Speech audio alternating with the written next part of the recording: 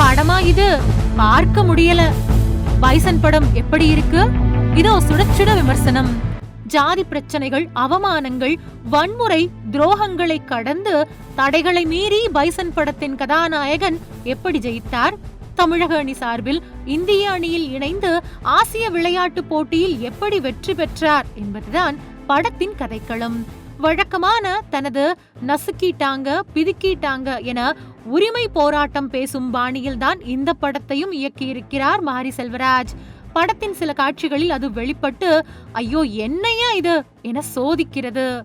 ஜப்பானில் நடக்கும் ஆசிய கபடி விளையாட்டு போட்டியில் இந்தியா பாகிஸ்தான் அணிகள் மோதுகிற காட்சியில் இருந்து பைசன் காளமாடன் படம் ஆரம்பிக்கின்றது.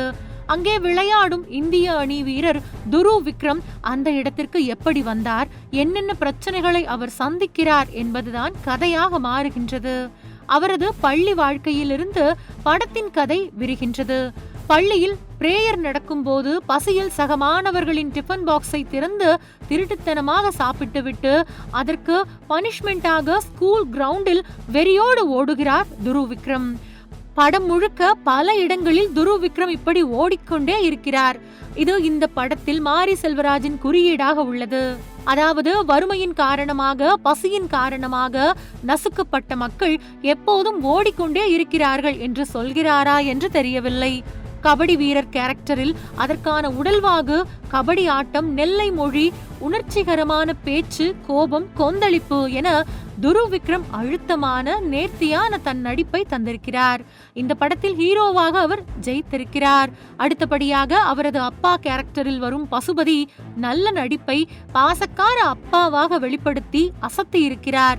அடுத்ததாக துருவ் விக்ரம் அக்காவாக ரஜிஜா விஜயனும் வயது மீறி காதலிக்கும் அனுப்பமா பரமேஸ்வரன் போன்றவர்களும் கொடுத்த கேரக்டரில் ஓரளவு நல்ல நடிப்பை தந்திருக்கிறார்கள்.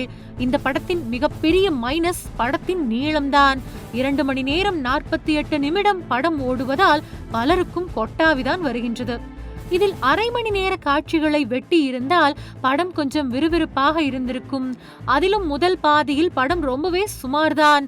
பாடல்கள் கூட பெரிய அளவில் ரசிகர்களை கவரவில்லை. இடைவேளைக்கு பிறகுதான் படம் கொஞ்சம் சூடு பிடித்து ரசிகர்களிடம் சற்று ஆர்வத்தை ஏற்படுத்துகின்றது. படத்தில் வரும் வன்முறை காட்சிகள், ஜாதி பிரச்சனைகள், சண்டைகள் இதுவும் வழக்கமான மாரி செல்வராஜ் படம்தான் என்பதை நிரூபித்துவிட்டன. அதே வேளையில் கபடி விளையாட்டு, ஒரு இளைஞனின் போராட்டம், அவனின் குடும்பம், சமூக சூழ்நிலை, எதிர்காலம் ஆகியவற்றை அதில் கலந்து தந்திருப்பது சற்று படத்தை ரசிக்க வைக்கின்றது. 2 ஜாதி தலைவர்கள் மோதல் கொலைகளை பார்க்கும் போது படத்தில் ஜாதி வெறி அதிகமாக வருமா என்று யோசித்த வேளையில் ஒரு கட்டத்தில் படத்தை நடுநிலையாக்கி அப்பாடா என்று நிம்மதி மூச்சு விட வைக்கிறார் இயக்குனர். நெல்லை, தூத்துக்குடி மாவட்ட கிராமப்புற மக்களின் வாழ்வியலை அழகாக படம் காண்பித்திருக்கிறது. தீபாவளிக்கான கொண்டாட்ட சீன்கள், கலகல காமெடி, கலர்ஃபுல் பாடல்கள் நிறைந்த கமர்ஷியல் படமாக பைசன் காளமாடன் படம் இல்லை. இடைவேளை வரை ஆமை வேகத்தில் படம் மெதுவாக செல்கின்றது. சில ஜாதி பிரச்சனைகள், வன்முறை விஷயங்கள் படத்தை போர் அடிக்க செய்கின்றன. ஜாதியும் கபடியும் இணைந்து களத்தில் ஆடியிருக்கும் பைசன் காளமாடன் கதை எதிர்பார்த்த அளவிற்கு ரசிகர்களின் மனதில் நிற்காது என்பதே கசப்பான உண்மை. மாரி செல்வராஜ் போன்றவர்கள் தங்கள் சந்தோஷத்திற்காக, தங்கள் பெருமைக்காக படம் இயக்காமல் ரசிகர்களின் மகிழ்ச்சிக்கான கதைகளை திரைப்படமாக்கினால் தமிழ் சினிமா கொஞ்சம் உருப்படும்.